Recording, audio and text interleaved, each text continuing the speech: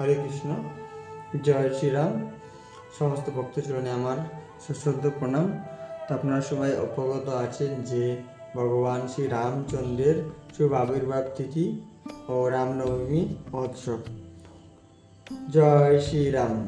তো আজকে আমরা জানতে পারবো এই ভিডিওতে শ্রী রামনবমী তিথি কি, কেনই বা শ্রী রামনবমী তিথি ভক্তদের পালন করা উচিত, মহারাজ দশরথ কিভাবে শ্রী রামচন্দ্রকে প্রাপ্ত হয়েছিলেন এবং কেন পরমেশ্বর ভগবান শ্রী রামচন্দ্র মর্যাদা পুরুষোত্তম এবং রামনবমী তিথিতে কতক্ষণ উপবাস করতে হয়।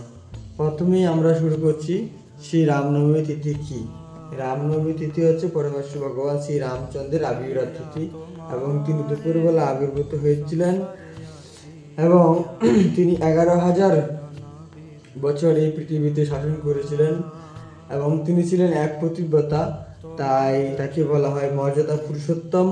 এবং মহারাজ দশরথ শ্রী রামচন্দ্রকে প্রাপ্ত করার জন্য পুত্রষ্টি যজ্ঞ করেছিলেন এবং তিনি 4 জন পুত্র রাম, ভরত, লক্ষণ, শত্রুঘ্ন এই 4 জন পুত্রকে লাভ করেছিলেন।